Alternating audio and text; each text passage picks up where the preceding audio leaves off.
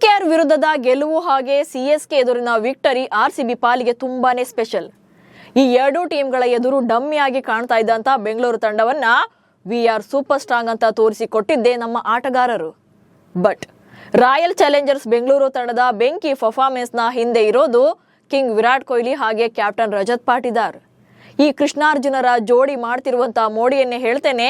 ನಾನು ಶಾಂತ. ನೀವು ಸುದ್ದಿಯಾನದ ಸಬ್ಸ್ಕ್ರೈಬರ್ ಆಗೋದಕ್ಕೆ ಮರಿಬೇಡಿ.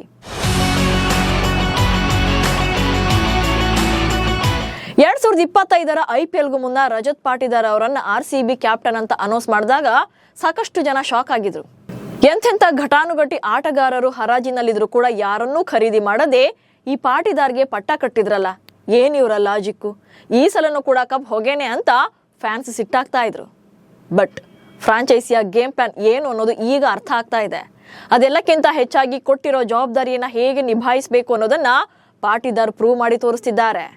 ಶ್ರೀಕೃಷ್ಣನಂತೆ ನಿಂತು ವಿರಾಟ್ ಕೊಹ್ಲಿ ಗೆಲುವಿನ ದಿಕ್ಕು ತೋರಿಸ್ತಾ ಇದ್ರೆ, ಅರ್ಜುನನಂತೆ ರಜತ್ ಪಾಟಿದಾರ್ ಸಾಧಿಸುತ್ತಾ ಹೊರಟಿದ್ದಾರೆ. 3-4 ವರ್ಷಗಳ ಹಿಂದಷ್ಟೇ IPLಗೆ ಕಾಲಿಟ್ಟಿದಂತ ಪಾಟಿದಾರ್ ಈಗ RCB ತಂಡದ ಮಹಾರಾಜ ಆಗಿ ಗೆಲುವಿನ ದಂಡಯಾತ್ರೆ ಮುಂದುವರಿಸಿದ್ದಾರೆ.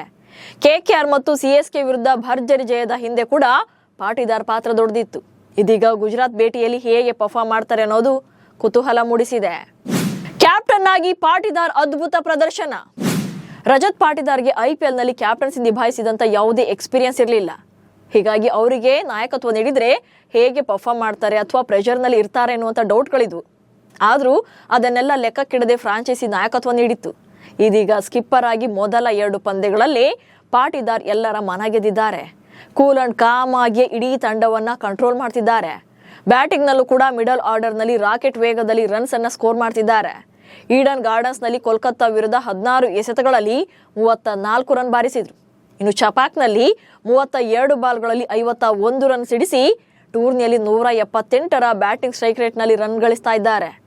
2008ರಲ್ಲಿ ರಾಹುಲ್ ದ್ರಾವಿಡ್ ಅವರ ಕ್ಯಾಪ್ಟನ್ಸಿಯಿಂದ ಹಿಡಿದು 2024ರಲ್ಲಿ ಫಫ್ ಡುಪ್ಲೆಸಿಸ್ ವರೆಗೂ ಕೂಡ ಫ್ರಾಂಚೈಸಿ 8 ನಾಯಕರನ್ನ ಕಂಡಿತ್ತು. ಬಟ್ ಯಾರಿಂದಲೂ ಕೂಡ ಟೈಟಲ್ ಅನ್ನ ಗೆಲ್ಲಿಸಿಕೊಡೋಕೆ ಸಾಧ್ಯವಾಗಿರಲಿಲ್ಲ. ಆದ್ರೆ ಈಗ ಬೆಂಗಳೂರು ತಂಡದ ನೂತನ ನಾಯಕ ರಜತ್ ಪಾಟಿದಾರ್ ಕಪ್ ಗೆಲ್ಲಿಸುವಂತ ಭರವಸೆ ಮೂಡಿಸಿದ್ದಾರೆ. ಹಾಗಂತ ಇಲ್ಲಿ ಪಾಟಿದಾರ್ಗೆ ಸುಖ ಸುಮ್ಮನೆ ತಂಡದ ಜವಾಬ್ದಾರಿಯನ್ನು ಕೂಡ ಹೊರಿಸಿಲ್ಲ. ದೇಶಿ ಟೂರ್ನಿಯಲ್ಲಿ ಪಾಟಿದಾರ್ ಪರಾಕ್ರಮ. 31 ವರ್ಷದ ರಜತ್ ಪಾಟಿದಾರ್ ದೇಶಿ ಕ್ರಿಕೆಟ್ ಹಾಗೆ RCB ಪರ ಕನ್ಸಿಸ್ಟೆನ್ಸಿ ಪರ್ಫಾರ್ಮೆನ್ಸ್ ಅನ್ನು ಕೊಟ್ಟಿದ್ದಾರೆ.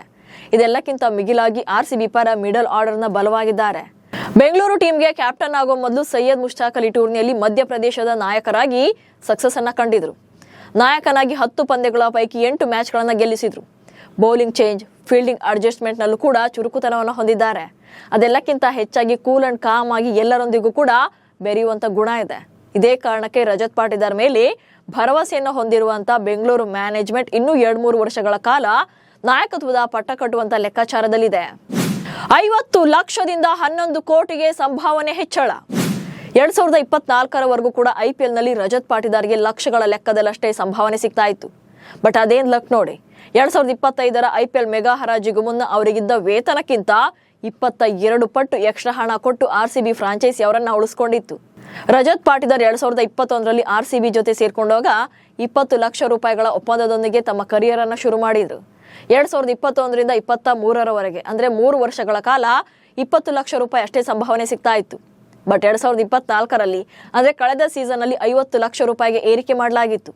ವಿಷಯ ಅಂದ್ರೆ 18ನೇ ಸೀಸನ್ IPLಗೂ ಮುನ್ನ ಬರೋಬ್ಬರಿ 11 ಕೋಟಿ ರೂಪಾಯಿಗೆ ಫ್ರಾಂಚೈಸಿ ಅವರನ್ನ ರಿಟೈನ್ ಮಾಡ್ಕೊಂಡಿತ್ತು.